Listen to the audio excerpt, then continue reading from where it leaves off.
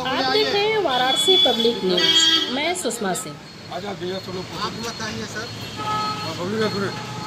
बताइए। नहीं तो हम लोग का नुकसान हो जाएगा। नहीं हम कह रहे हैं तो आप आएंगे तो दूर से चली जा रहा।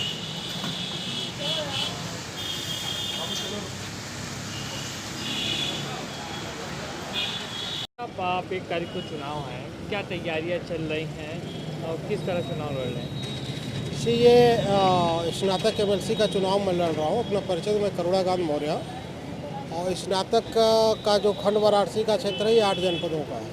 अब तो चुनाव की डेट भी करीब आ गई है, 1 दिसंबर को है। तो चुनाव की तैयारी आखिरी चरण में चल रही है। जो भी अपने स्तर से अपने साधनों से मतदाताओं से मिलने का क्रम जारी है।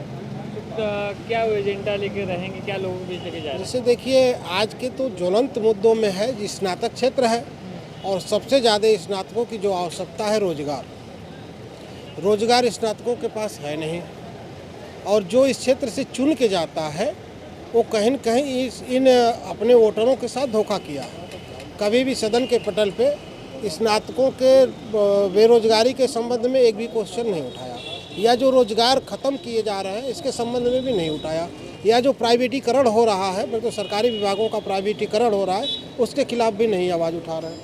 जो चीज़ें स्नातकों के हित में है, चाहे वो हमारे कर्मचारी हों, उनकी पुरानी पेंशन ख़त्म कर दी गई, वो भी हमारे वोटर हैं।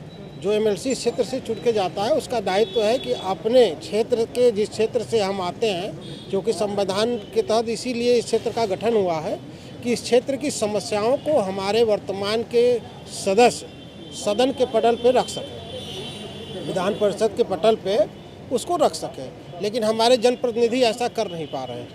निश्चित तौर पे अगर हमारे सम्मानित मतदाता हमको मौका देते हैं तो बेरोजगारी और ये जो हमारे कर्मचारी वर्ग हैं, जो पुरानी पेंशन इनकी ख़त्म कर दी गई, तमाम डीए ख़त्म कर दिए गए हैं, इनके संबंध में निश्चित तौर पे सदन में रखने का काम किया जाएगा। आज उच्च शिक्षा में जाना एक सामान्य परिवार के बस की बात नहीं है।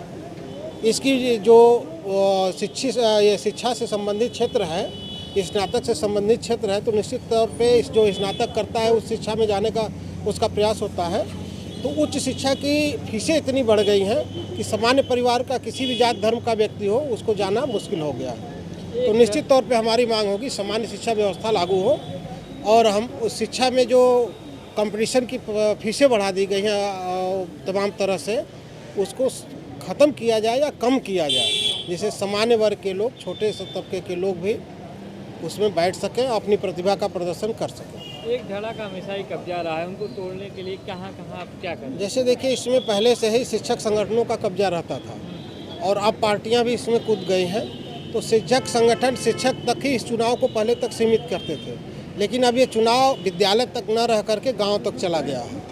अब धड़ी धड़ा कोई कहीं रह नहीं गया ना, धड़ी धड़ा का कोई मतलब रहेगा, क्योंकि जब गांव में गया है तो आम लोग मतदाता बने, न कि केवल उनके संगठन के लोग बने। आप तो देख रहे हैं आम लोग न्यूज मतदाता के बने हैं यूट्यूब तो निश्चित तौर चैनल पे को लाइक, परिवर्तन शेयर, होगा, सब्सक्राइब बदलाव। करना ना